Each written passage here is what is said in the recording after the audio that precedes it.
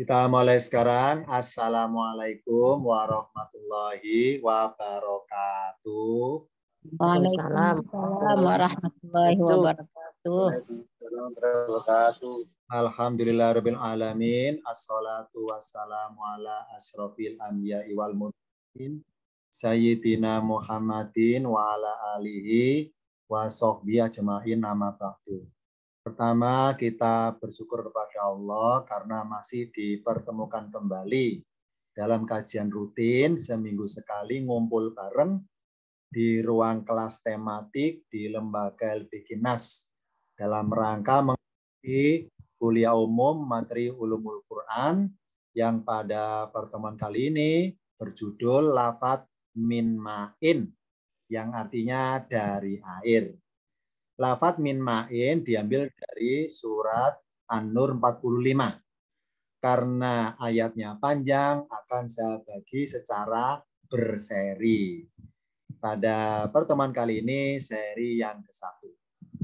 Dari ilustrasi di layarnya ada gambar gelas berisikan air.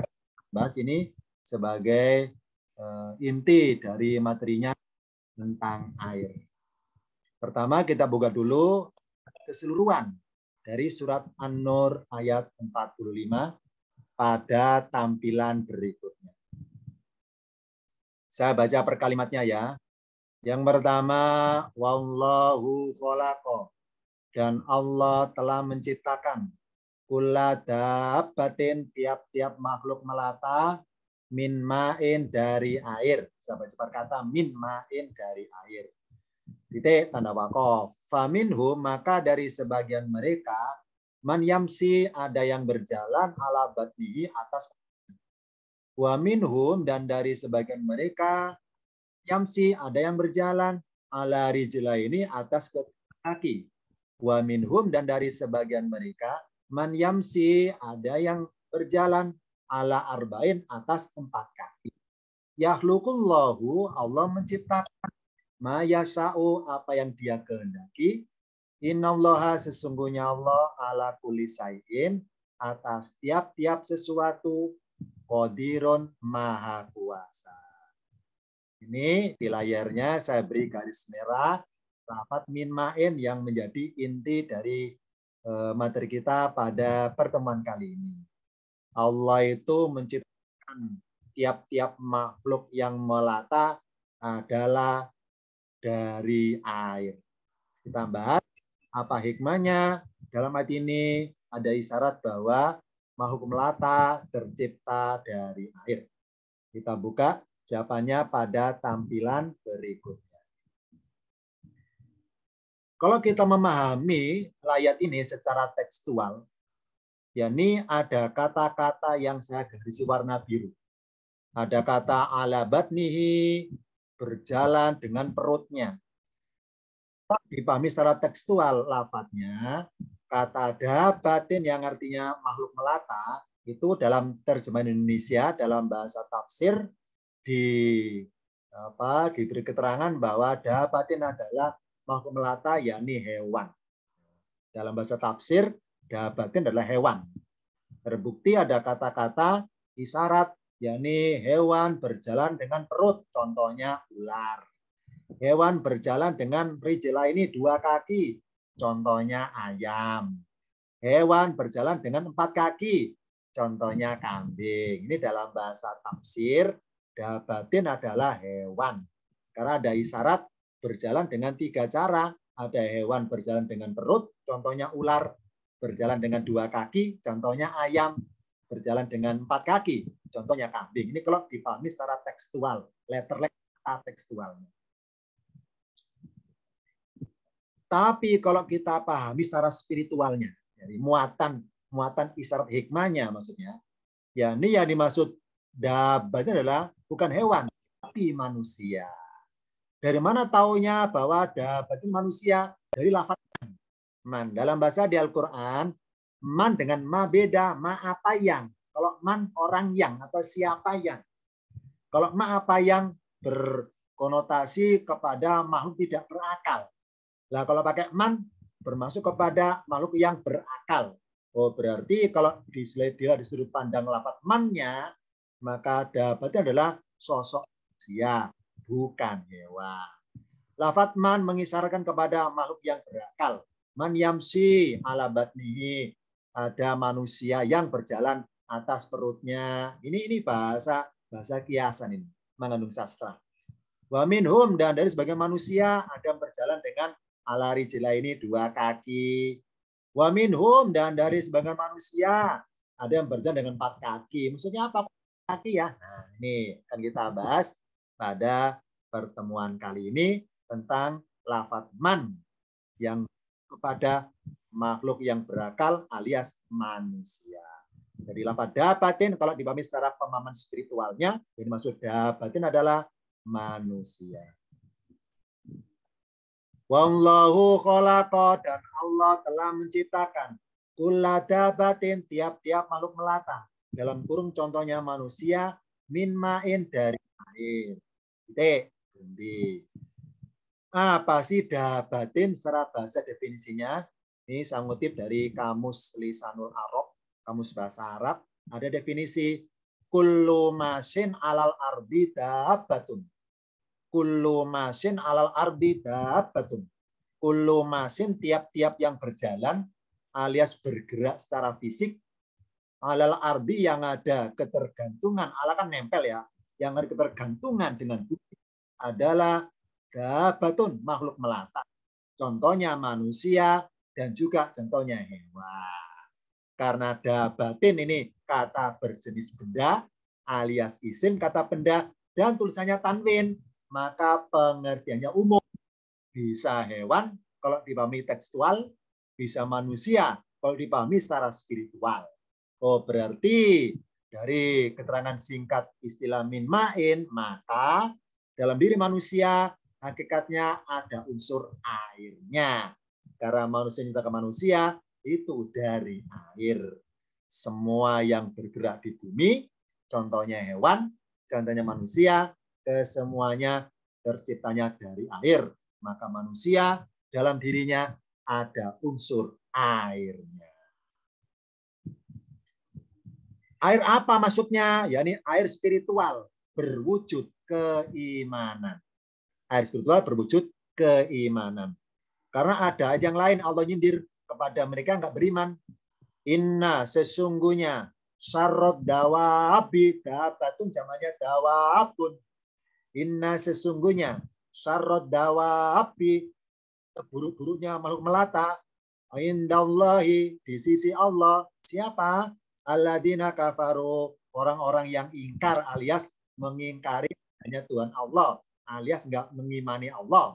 Fahum, karena mereka, kalau arti perkatakan maka mereka, karena mereka la yu'minuna, mereka tidak beriman. Oh, berarti seburuk-buruknya manusia adalah manusia yang tidak beriman. Kenapa?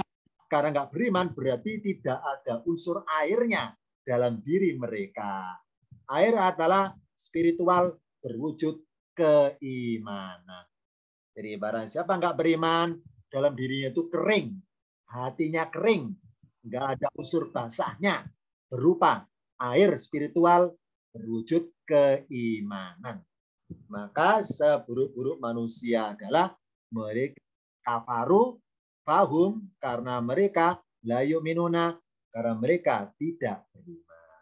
Jadi barang siapa ada iman, syukurlah, hatinya masih basah, ada unsur airnya hatinya. Apa air?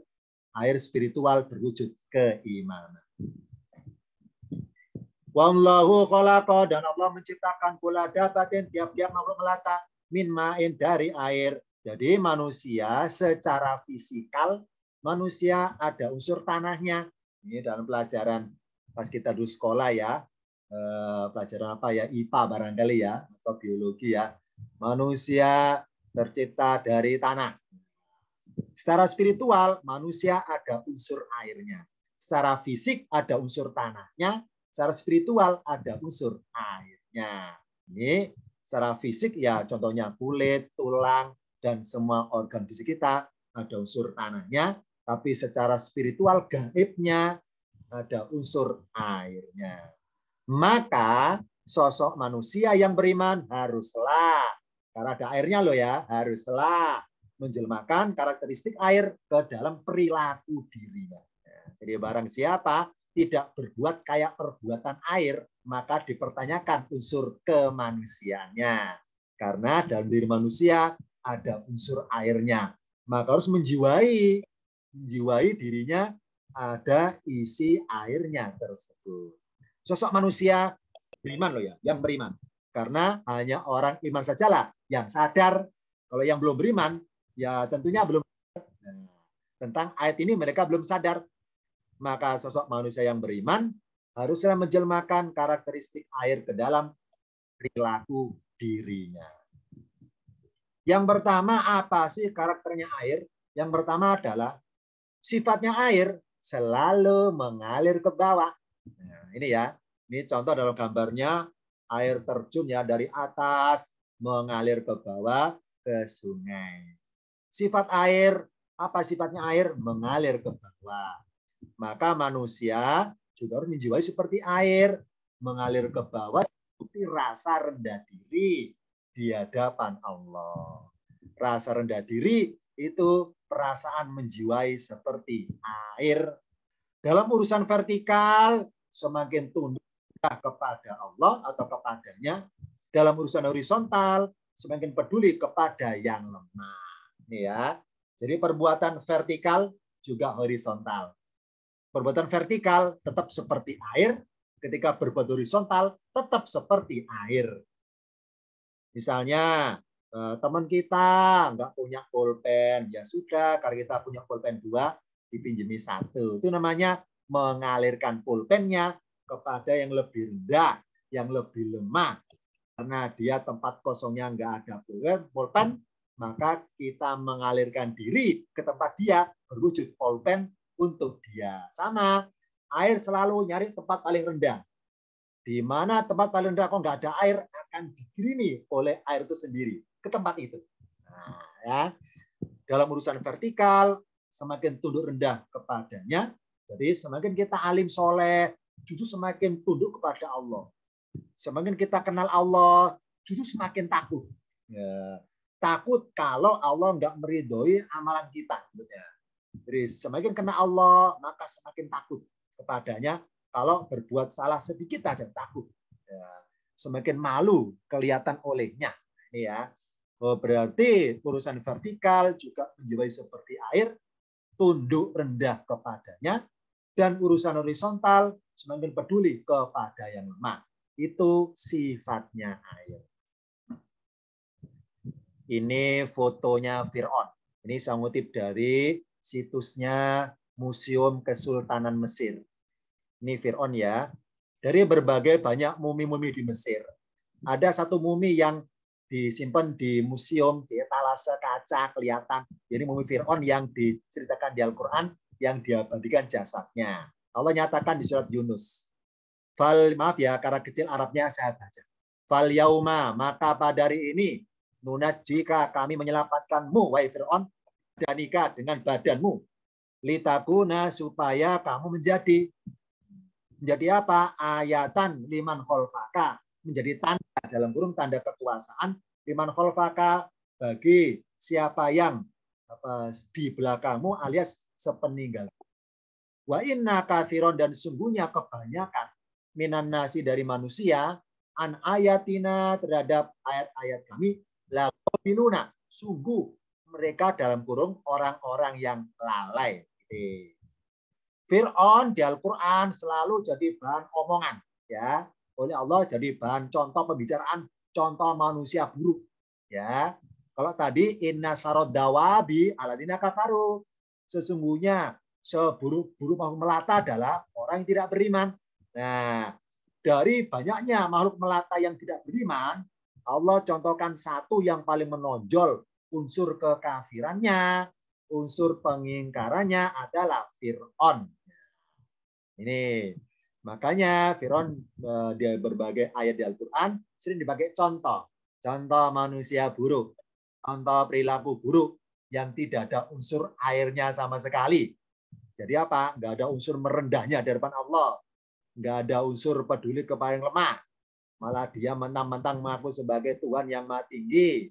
di hadapan rakyat Mesir waktu itu. Fir'aun berkata, ana robbukumul a'la.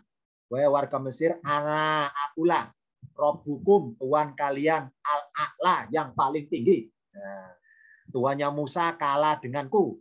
Dewa-dewa Mesir kalah denganku. Dewa Ra, dewa matahari kalah denganku. Ana robbukumul a'la. Oh, berarti Fir'aun contoh manusia paling buruk, terbukti dia bandingkan di Al-Quran pembicaraannya dan juga jasadnya di dunia. Ketika kita membaca ayat tentang Quran, terus kita tuh membatin, ya. Barang siapa menganggap dirinya lebih baik dari dibanding diri Fir'aun, maka berarti lebih sombong darinya. Maaf ya, ini contoh yang salah. Ketika saya ngaji baca Quran, ternyata yang saya baca ayat tentang Fir'aun. Dan ketika saya baca ayat tentang Fir'aun, dalam hati saya batin ngomong sendiri, ternyata mendingan aku daripada Fir'aun. Fir'aun nggak beriman, aku beriman. Ternyata mendingan aku daripada Fir'aun. Nah, berarti itu namanya membanding-bandingkan diri. Merasa dirinya paling suci, paling alim, paling soleh, dibanding Fir'aun. Maka barang siapa suka menganggap dirinya lebih baik dari Fir'aun, dibanding diri Fir'aun, maka berarti yang bersangkutan lebih sombong dari Fir'aun. Karena Fir'aun suka membanding-bandingkan dirinya dengan pihak lain. Tuhannya Musa kalah sama aku. Dewa Ra, dewa matahari Mesir kalah sama aku. Barang siapa di antara kita orang beriman, ketika membaca ayat tentang Fir'aun, kemudian dalam hatinya membatin dan membanding-bandingkan dirinya lebih baik daripada Fir'aun, hakikatnya lebih sombong daripada Fir'aun. Kenapa? Karena sifat sombong itu menyalahi sifatnya. Air namanya sombong, merasa wah, merasa ingin mengarah ke atas, ingin selalu unggul ke atas.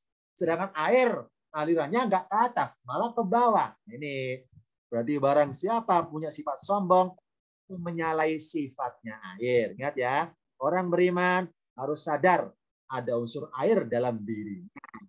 Barang siapa kok milih menjadi orang yang paling wah, lebih milih menjadi orang yang pengen diunggul-unggulkan, lebih milih jadi orang yang pengen disanjung-sanjung tinggi puncak langit, itu namanya menyalahi sifatnya air, seakan-akan dirinya sebagai air pengen mengalir ke atas gitu maksudnya. Ya, ingat, air itu kodratnya ngalir ke bawah, bukan ke atas. Jadi barang siapa pengen menanjak ke atas semakin wah, itu namanya menyalahi sifatnya air.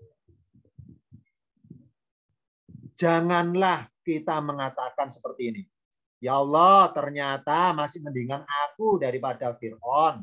Dia berbuat kekafiran, sedangkan aku beriman. Janganlah mengatakan ucapan seperti ini. Ya Allah, ternyata masih mendingan aku daripada Fir'aun. Dia berbuat kekafiran, aku beriman. Jangan berkata seperti ini. Kalau itu yang baik bagaimana? Ini. Tapi katakanlah seperti ini. Ya Allah, a'udzubillahi, aku berlindung kepadamu dari perbuatan seperti Fir'aun. Nah, ini yang benar. Jadi mengomentari tentang Fir'aun, itu kita komentarnya low profil. Bukan komentarnya kita merasa di atas angin. Bukan komentarnya bernada kita lebih daripada Fir'aun. Bukan gitu. Kenapa? Karena kita, selama kita masih hidup, setan sama iblis berusaha menggoda kita supaya niru Fir'aun masalahnya. Maka mari kita setiap kali melihat orang buruk, setiap kali lihat orang berperilaku buruk, setiap kali melihat berita di TV tentang buruknya orang, jangan banding-banding diri. Ternyata mendingan aku udah berada itu ya di TV itu ya. Jangan gitu. Ya, hati-hati ya. Hati-hati. Kalau kita menonton TV berita tentang buruknya orang, kita jangan bandingkan diri. Ya Allah, ternyata mendingan aku daripada dia. Jangan gitu. Hati-hati. Itu benih-benih kesombongan kita sudah muncul nanti akhirnya. Yang benar adalah, ya Allah, naudzubillah min dalik. Itu yang benar. Ya Allah, naudzubillahi, kami berlindung kepadamu. Min dalika, dari yang itu. Ya Allah, aku berlindung kepadamu dari perbuatan seperti Fir'aun. Ya Allah, lindungi keluarga kami dari perbuatan kayak orang di TV itu, yang buruk itu. Nah, itu yang benar. Komentarnya minta perlindungan, bukan komentarnya membanding-bandingkan diri bahwa diri kita lebih baik daripada yang kita tonton di TV itu. Jangan seperti itu. Hati-hati ya. Berarti kita ada unsur airnya. Air ngalirnya ke bawah. Maka ngomentari pun, mari ngomentari itu ambil yang paling bawah. Paling bawah. Nah, ya Allah, aku berlindung kepadamu dari perbuatan seperti Fir'aun. Ini komentar benar dibanding komentar yang atas. Kalau yang atas kesannya merasa dirinya paling benar dibanding Fir'aun, gitu kesannya. Nah, merasa paling benar itu sifat kesombongan semakin muncul. Nanti akhirnya suka menilai-nilai orang nanti, ya, suka mengkafir-kafirkan orang, suka menyesatkan orang, suka meneraka-nerakakan orang, nanti ke sana pada akhirnya nanti. Ingat ya, itu bukan sifatnya air. Mari setiap kita melihat suatu tayangan yang buruk, perilaku orang buruk, apa komentarnya? Ya Allah, kami, keluarga kami, berlindung kepadamu dari perbuatan yang buruk seperti itu. Ya Allah, lindungi kami kalau kami berpotensi tergoda setan sama iblis untuk berbuat kayak orang itu. Ya Allah, lindungi kami. Nah, itu yang benar. Nah, nih, karena kita sebagai air selalu mengambil yang paling bawah. Nah, ini ya, jangan kayak netizen. Netizen itu merasa paling benar. Ya. Jadi suka menilai-nilai orang, suka jelek-jelekin orang, ya netizen itu ya. Nah, lanjutannya. Tadi sifatnya air, sekarang bentuknya air. Bentuknya air mengikuti wadahnya atau tempatnya. Sebagai bukti rasa ridho, ditempatkan oleh Allah dalam keadaan apapun. Kita ada unsur airnya. Maka kita sebagai air, ketika digiring Allah ke suatu tempat, di situ ada gelas, mari kita bentuk seperti gelas. Kalau kita digiring Allah, pada tempat di mana ada mangkok, mari kita bentuk seperti mangkok. Ini ilustrasi aja, ya, apa perumpamaannya.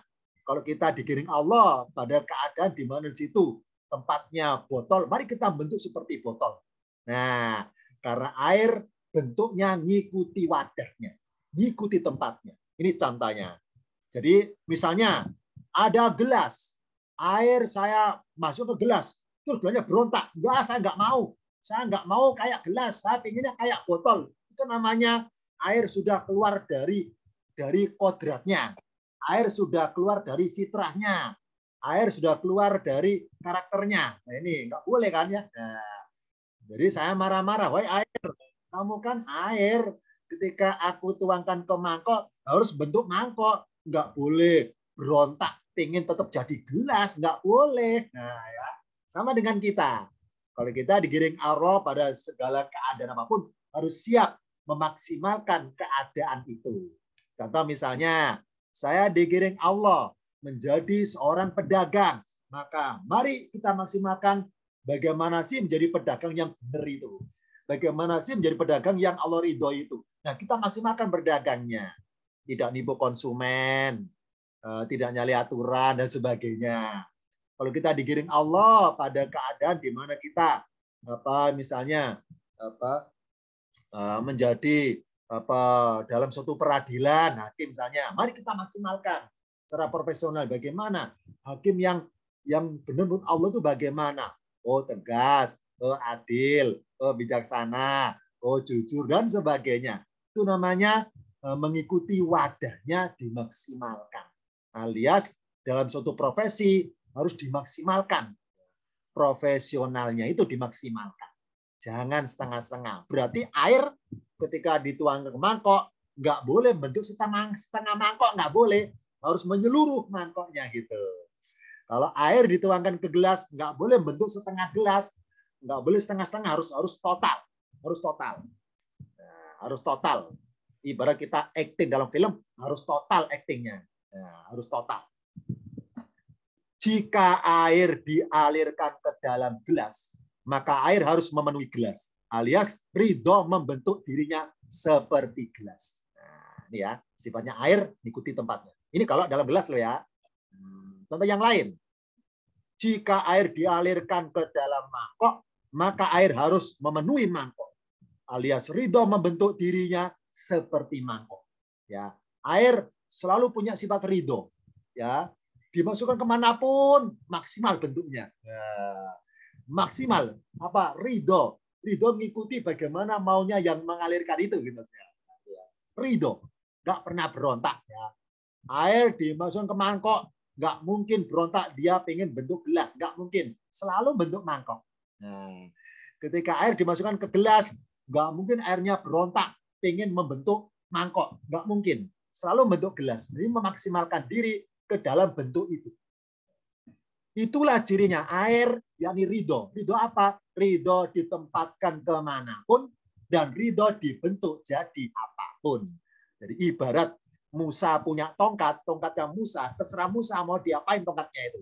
Dipakai mukul batu, atau dipakai untuk membelah lautan, atau dipakai untuk menggiring ternak kambing, ya, terserah Musa, terserah pemiliknya. Sama, kita adalah air. Kita oleh Allah dialirkan kemana ya? Ya sudah, ridho, nurut. Sama siapa nurut itu? Mari mengikuti apa yang Allah rencanakan. Maka doanya jangan bernada berontak, tapi doanya bernada minta kekuatan ya Allah menjalani rencanamu. Nah, ini doanya bernada nempel, lengket nempel, bersandar. Ya Allah, saya besok rencana jam 10 ketemu dengan si A. Kalau memang engkau itu merencanakan saya ketemu dengan si B atau pihak lain, berarti rencana berarti berilah aku kekuatan, kesabaran untuk menjalani rencanamu di luar yang aku rencanakan. Nah ini, jadi ridhonya ada. Ridhonya ada.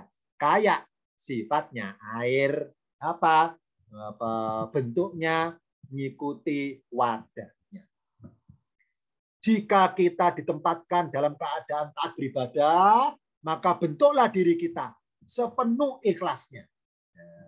Yang merasa dalam minggu ini senang ibadah, senang puasa, senang wirid dzikir, senang baca Quran. Nah, mumpung senang, mumpung mood-moodnya senang, itu dimaksimalkan.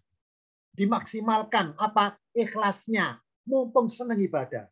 Karena siapa tahu minggu depan kita banyak godaannya, males ibadah, males membaca Quran, males sunah-sunah, males. Nah, mumpung sekarang seneng-senengnya, dimaksimalkan ikhlasnya.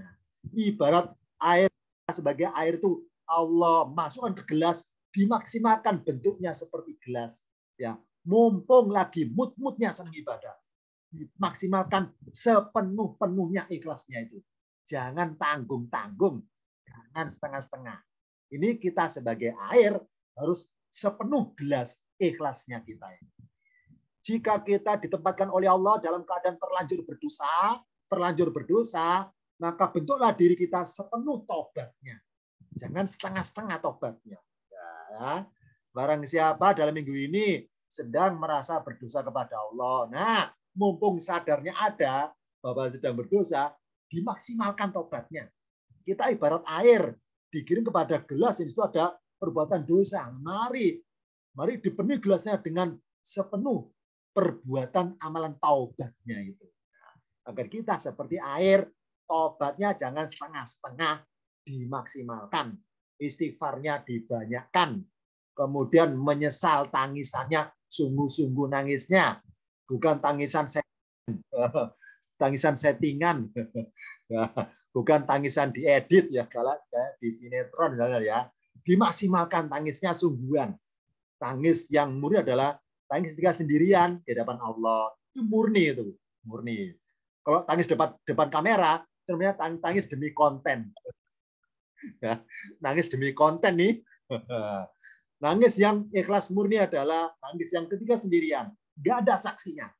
Hanya Allah saja saksinya. Itu baru maksimal. Jadi yang merasa dalam minggu ini, merasa sadar dengan dosanya, dimaksimalkan tobatnya.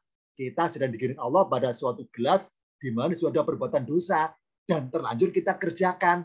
Maka itu waktunya kita memaksimalkan untuk bertaubat. Dimaksimalkan taubat.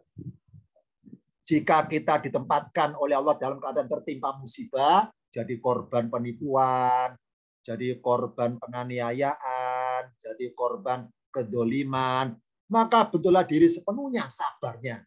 Jangan tanggung-tanggung sabarnya. Jangan setengah-setengah. Jangan ngasih syarat.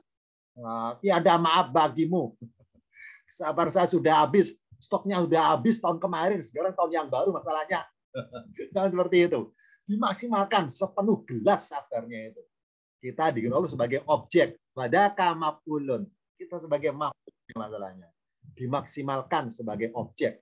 Dan kita memang dipilih Allah sebagai korbannya. Kita dipilih Allah sebagai orang yang terdolimi, yang teraniaya. Ibarat kita digiring dalam suatu gelas, di mana dalam gelas itu ada perbuatan yang kita rasakan tidak enak, terdolimi, dan sebagainya dimaksimalkan. Bagaimana sih maksimal jadi orang terdolimi itu? Ini apa? Sabarnya dipenuhi. Sepenuh gelas. Kita air harus membentuk gelas. Maka sabarnya harus sepenuh gelas. Jangan setengah-setengah sabar. Jika kita digiring Allah, ditempatkan dalam keadaan berlimpah materi, semuanya punya, serba ada, dan sebagainya, maka bentuklah diri kita sepenuh syukurnya. Ya, air ibarat kita. Allah masukkan ke dalam suatu keadaan di mana itu berlimpah. Karena Nabi Sulaiman punya segalanya. Dari A sampai Z, sampai melintir-melintir. Ya, tajir melintir. Melintir-melintir sampai A itu ya. Itu dimaksimalkan syukurnya, jangan tanggung-tanggung. Zakatnya dimaksimalkan, sodako infaknya dimaksimalkan, jangan tanggung-tanggung, jangan setengah-setengah, dimaksimalkan. Jangan demi konten, jangan demi kampanye, jangan demi pencitraan. Harus murni karena Allah, syukurnya itu dimaksimalkan. Karena kita sebagai air ditempatkan ke dalam gelas, di situ gelasnya bermuatan limpahan materi, maka dimaksimalkan syukurnya juga memenuhi gelas. Sifatnya sudah, bentuknya air sudah, sekarang warnanya air. Warnanya air, warna apa dong? Air itu jernih alias bening, tidak berwarna. Sebagai bukti rasa ikhlas, kalau secara bahasa ikhlas artinya bersih. Bersih dari niat yang salah maksudnya. Beramal ibadah bersih dari perbuatan syirik. Secara bahasa apa syirik? Mempersekutukan. Nah, salah satu perbuatan syirik yang kelihatan nyata adalah yakni menuhankan selain Allah. Misalnya menyembah patung berhala, itu syirik yang paling nyata. Nah, kalau syirik yang paling samar apa? Syirik paling samar, yakni beramal kebaikan tapi niatnya bukan karena Allah, niatnya karena pencitraan, niatnya karena demi konten, demi follower, settingan, apalagi ya. Terus pokoknya nggak ikhlas lah pokoknya. Ibarat kita air sudah nggak bening lagi, sudah nggak jernih lagi karena bercampur terkontaminasi dengan niat-niat yang buruk-buruk itu. Nah, mari kita lihat gelas ini. Gelasnya bening. Maka kalau kita nolong orang, dengan air yang bening, air pengertian diri kita ya jernih, maka orang itu ketika kita tolong, mata dia akan tembus. Karena air yang bening itu tembus pandang. Barang siapa nolong orang yang ikhlas, maka yang ditolong akan tembus. Melihat Allah langsung. Ibaratnya, ingat bagi Allah, terima kasih Mbak nolong saya lewat orang itu. Jadi kalau kita nolong orang dengan ikhlas, ibarat kita airnya jernih. Karena jernih maka tembus pandang. Maka orang yang kita tolong itu dia nggak ngelihat kita, nggak muji kita, tapi ngelihat Allahnya langsung tembus ke belakang, tembus ke belakang kita. Ini apa? Di balik kita Allah yang berperan. Ini apa? Menggerakkan tangan kita nolong orang itu. Ini kayak barang siapa nolong orang kok ada ada modusnya, kelasnya, ibaratnya airnya keruh, tidak jernih. Mari menjiwai air yang airnya jernih. Apa jernih? Rasa ikhlas, bersih dari perbuatan syirik. Entah syirik yang nyata atau syirik yang tersembunyi. Air yang jernih bisa tembus dipandang. Jika kita jernih dalam menolong, maka orang yang kita tolong maksudnya tidaklah melihat kita, tetapi tembus melihat sifat Allah yang maha penolong. Nah, kita pengen seperti itu. Jadi kita pengen gimana caranya kita nolong orang, dan orang itu Dan orang itu ya ibarat itu menjadi sadar untuk melihat Allahnya, bukan melihat kita. Itu yang benar itu. Jadi barang siapa pengen nolong orang, misalnya saya pengen nolong si A. Nah, dengan modus supaya si A itu merasa beban hutang budi kepada saya. Karena saya nolong ada sesuatu yang saya tempelkan sebagai bekas bahwa itu dari jasa saya. Itu namanya saya pas nolong dia nggak jernih airnya keruh, airnya berwarna, dan warnanya air bercak air dari saya nempel ke baju orang itu. Nah, berarti seakan-akan saya ingin mendaftarkan nama saya di dalam ingatan orang itu. Nah, saya pengen mendaftarkan nama saya di dalam hatinya orang itu. Jadi seakan-akan orang itu dalam hatinya ada dua nama. Nama Allah dan nama saya. Itu namanya perbuatan buruk. Ya, mari kita itu nolong orang, mari berbuat baik kepada orang lain tanpa melihat diri kita dalam perbuatan itu. Kita adalah air jernih, ya. Air jernih. Orang yang kita tolong jangan sampai melihat kita. Dia harus kita melihat, harus dia melihat Allah, jangan sampai melihat kita. Maksudnya dengan kita berbuat nolong dia, diharapkan dia itu gampang ingat Allah dengan perbuatan kita nolongnya itu. Bahwa hakikatnya Allah yang nolong dia lewat perbuatan kita. Itulah sifat air yang jernih. Sifat air sudah, bentuknya air sudah, kemudian apa tadi ya, warnanya air sudah. Sekarang kekuatannya air. Maaf ya. Seperti dari gambar petugas pemadam sedang nyemprot api ini. Ya, saya nyari senemunya aja. Kekuatan air bisa mengalahkan api sebagai bukti rasa antipati bermusuhan terhadap setan. Kita adalah air. Barang siapa suka dengan perbuatan setan, berarti ya ini artinya setan identik api. Ya, setan identik api. Ya. Misalnya ilustrasi, ada kain basah. Ada kain basah. Di sebelah kiri ada api. Kalau kain basah itu berdiri lama dekat api, hanya dekat loh ya, enggak menutupi api, hanya dekat lama di api. Lama-lama kain basah akan kering. Benar kan ya? Karena kena hawa panas. Apa hikmahnya?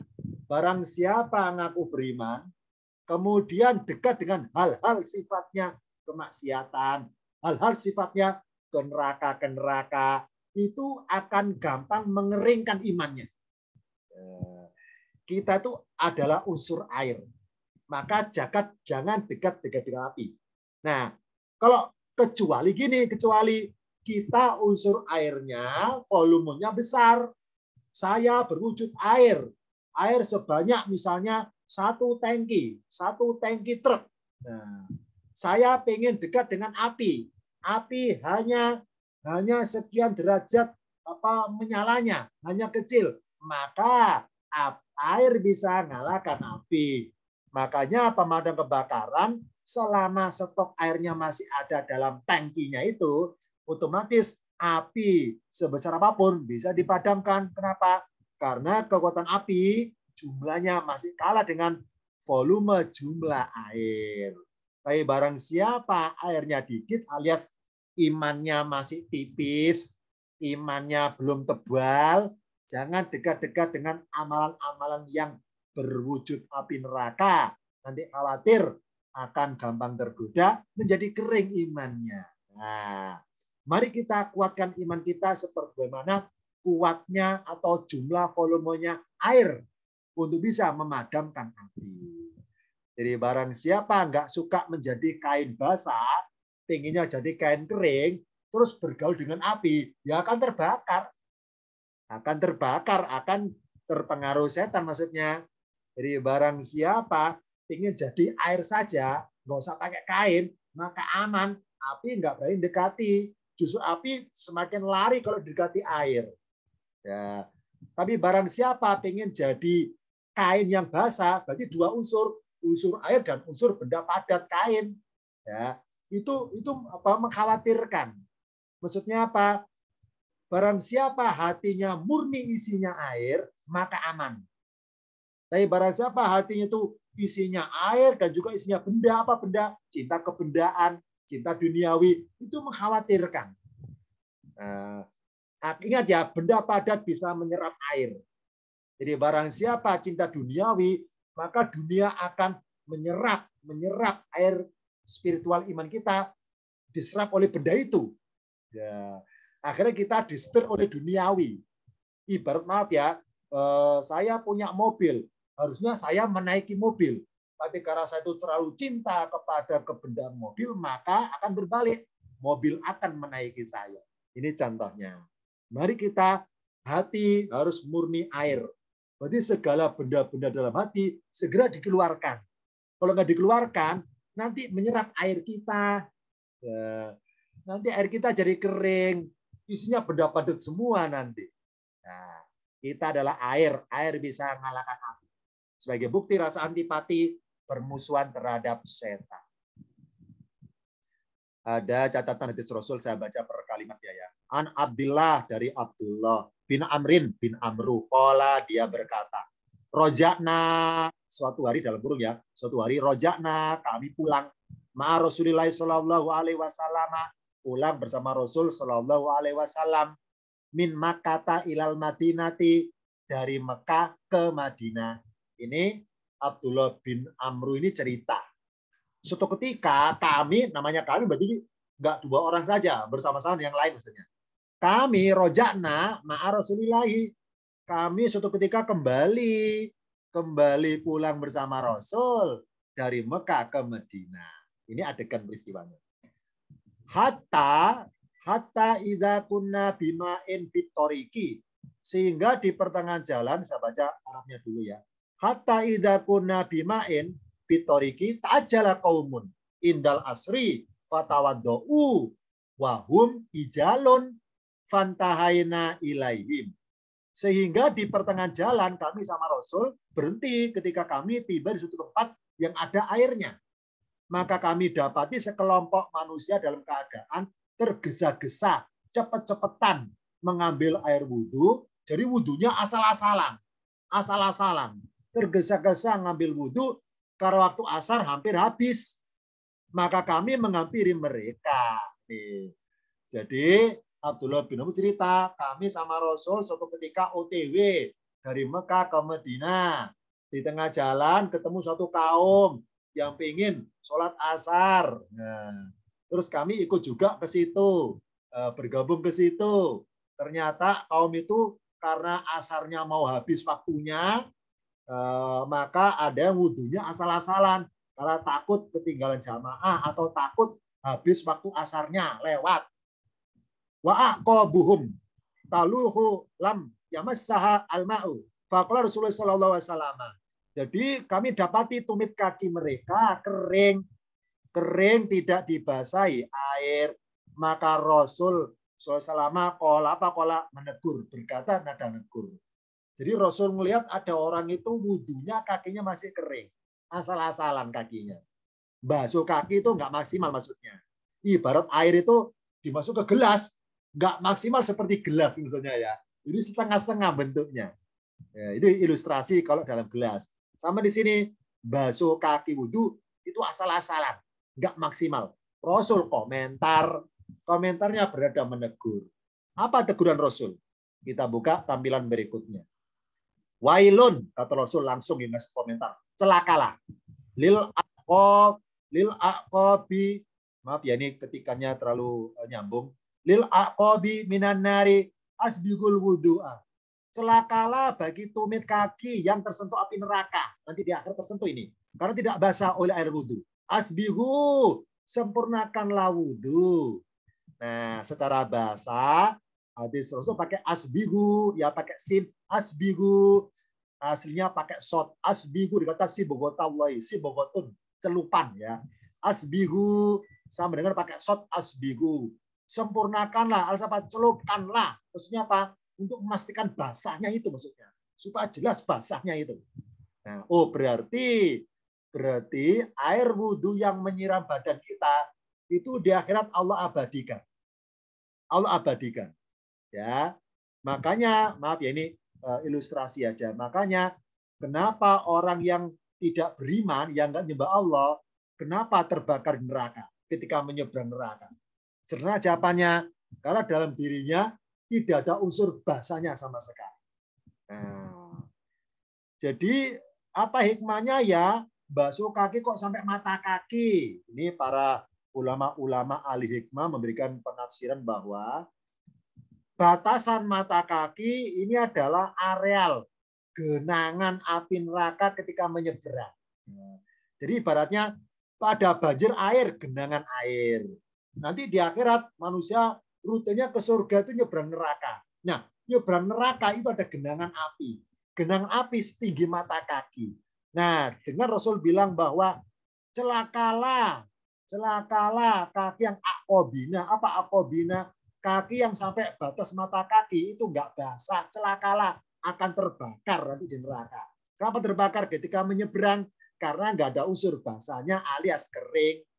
Nah, barang siapa wudhu dengan sempurna secara basah kakinya, basuh kakinya sempurna, api neraka nggak bisa bakar kaki yang basah. Karena manusia calon surga pun nyebrang neraka dalam keadaan, maaf ya, tidak beralas kaki. Hanya mengandalkan kakinya basah apa tidak. Kalau basah, maka aman. Nyebrang neraka akan selamat.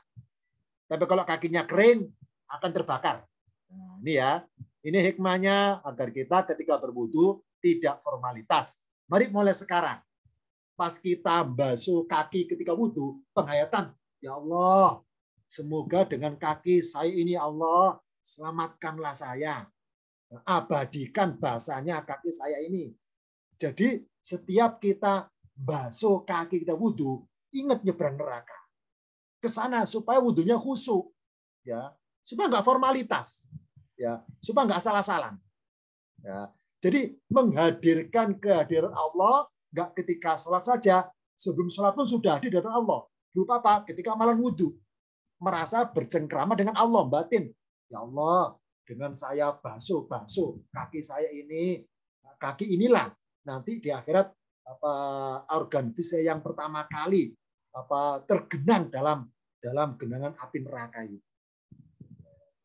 Ini hikmahnya. Berarti air wudhu, air spiritual, ya, yang Allah abadikan di akhirat. Maka barang siapa tidak nyembah Allah, berarti nggak pernah wudhu. Karena nggak pernah wudhu, maka nyembah neraka, ya pasti terbakar. Ya, karena merambat api dari bawah ke atas. Ya, dari kaki menuju ke atas. Ya. Tapi barang siapa nyembah Allah, maka pasti berwudhu. Nah, kalau wudhunya benar, sempurna, kakinya basuhnya nggak salah-salah, maksimal, maka melekat airnya. Jadi ibaratnya apa hikmahnya ya, basuh tiga kali ya supaya meresap lama airnya. Hikmahnya ke sana supaya terabadikan lama airnya. Penyebab neraka itu kekebalan kulit kita dengan api itu lebih terjamin dengan basuh 3 kali. Nah, ini hikmahnya loh ya, hikmahnya saja. Nah, mari ke sana pengayatannya mulai sekarang. Kalau kita butuh basuh kaki, jangan asal-asalan. Dihayati, kaki inilah organ fisik kita yang nyentuh api neraka, kaki ini. Agar kita ada khusyuknya ketika berwudu. Sekarang kelemahannya air. Kelemahan air apa dong? Air itu kelemahannya adalah dikalahkan angin. Contoh dalam gambar ini ya, ada ombak lautan. Kenapa sih laut kok berombak? Ya karena ada angin. Oh berarti air kalah sama angin. Sebagai bukti mudah berombak diterpa angin jika dalam keadaan diam. Ya. Air di lautan hakikatnya diam. Karena ada angin menerpa, makanya berombak. Ya, makanya berombak. Ya. Kalau ada air diam, kena angin maka berombak. Diterpa angin jika dalam keadaan diam. Ini air kelemahannya kalau diterpa angin. Karena air kalanya sama angin. Padahal sifatnya air itu adalah ya air nggak boleh diam. Intinya air nggak boleh diam. Air itu harus mengalir terus. Dari mana mengalirnya? Dari hulu gunung, puncak gunung sampai dengan muara sungai dekat laut tanpa henti. Ingat ya, kita adalah air. Air harus mengalir, nggak boleh diam. Kalau diam nanti diterpa angin. Coba kita lihat kenyataan ya. Air dari gunung menuju sungai itu kalau ngalir terus, maka satu arah alirannya selalu ke bawah. Angin nggak bisa membelokkan. Bener kan ya? Coba di lautan. Karena lautan adalah ibaratnya mangkoknya bumi kan lautan ibaratnya ya. Karena mengendap di situ, nggak ngalir lagi, maka diterpa angin. Jadilah ombak. Bener kan ya? Nah ini kenapa air terjun, kenapa air sungai tidak berombak? Jawabannya sederhana, karena air sungai selalu mengalir terus tanpa henti. Nah, berhentinya air di lautan, nah karena berhenti di lautan, maka diam. Nah, karena diam, maka diterpa angin jadi berombak. Nah, itulah kita itu adalah air. Harus terus mengalir, nggak boleh berhenti. Emangnya kenapa Ustadz kalau berhenti? Ingat bahwa bukankah binatang buas dalam sungai lebih suka ngetem di air yang diam? Ini contohnya gambar buaya. Ya, binatang buas, contohnya buaya, suka ngetem di air yang diam. Ya, apa filosofinya kalau gitu? Kita adalah air, kita jangan diam. Kalau kita diam, apa diam? Bengong, melamun, ya, halu, lupa Tuhan. Nah, itu namanya diam maksudnya. Begitu pula manusia yang menganggur. Entah nganggur secara fisik, nggak ada kerjaan, maaf ya, pensiun. Ayo yang merasa pensiun, jangan nganggur, harus sibuk. Minimal sibuknya adalah apa ya, MC, apa MC Ustadz ngomong cucu. Ya, yang menganggur dari berzikir, akibatnya mudah timbul sifat buasnya seperti binatang. Jadi ya, kita adalah air. Air jangan diam.